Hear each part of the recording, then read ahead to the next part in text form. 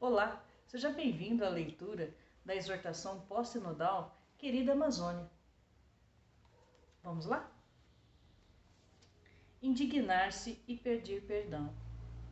É preciso indignar-se, como se indignou Moisés, como se indignava Jesus, como se indigna Deus perante a injustiça. Não é salutar habituarmos-nos ao mal. Faz-nos mal permitir que nos anestesiem a consciência social, enquanto um rastro de dilapidação, inclusive de morte, por toda a nossa região, coloca em perigo a vida de milhões de pessoas, em especial do habitat dos camponeses e indígenas. Os casos de injustiça e crueldade verificados na Amazônia, ainda durante o século passado, deveriam gerar uma profunda repulsa e ao mesmo tempo tornar-nos mais sensíveis para também reconhecer formas atuais de exploração humana, violência e morte. Por exemplo, a propósito do passado vergonhoso, recolhamos uma narração dos sofrimentos dos indígenas da época da borracha na Amazônia venezuelana. Os nativos não recebiam dinheiro, mas apenas mercadorias e caras que nunca acabavam de pagar.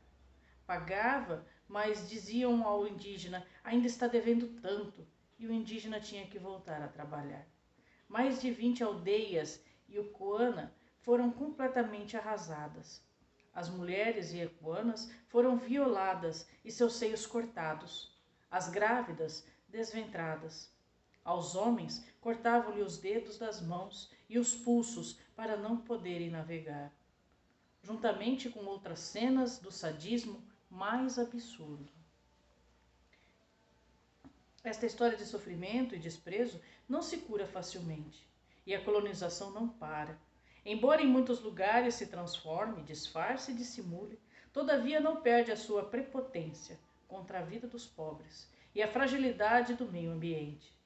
Os bispos da Amazônia brasileira recordam que a história da Amazônia revela que foi sempre uma minoria que lucrava à custa da pobreza da maioria e da depredação sem escrúpulos das riquezas naturais da região.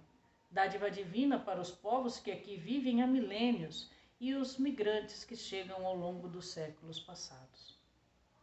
Ao mesmo tempo que nos deixam tomar por uma sã indignação, lembremos-nos de que sempre é possível superar as diferentes mentalidades de colonização para construir redes de solidariedade e desenvolvimento.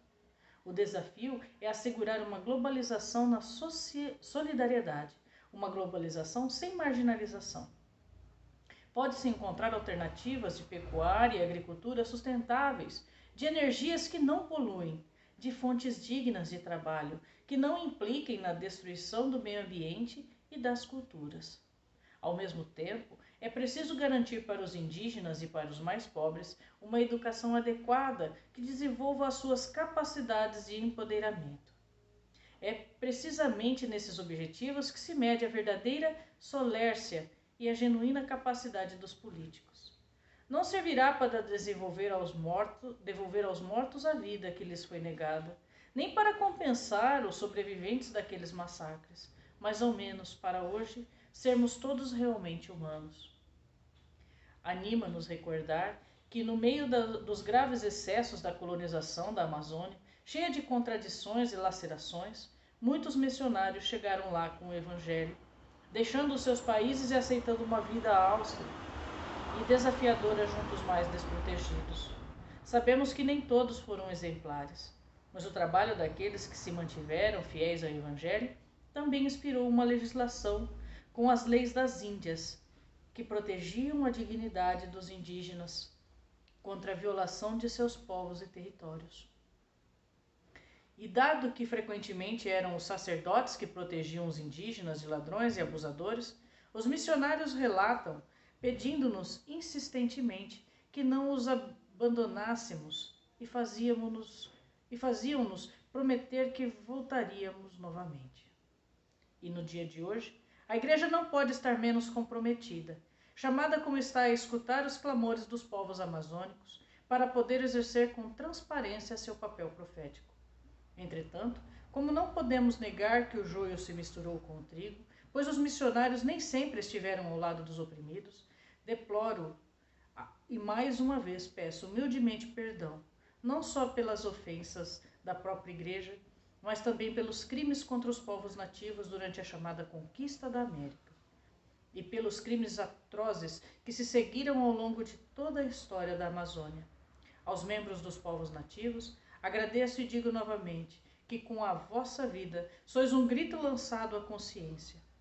Vós sois memória viva da missão que Deus nos confiou a todos, cuidar da casa comum. Fiquem com Deus. Até a próxima. Paz e bem.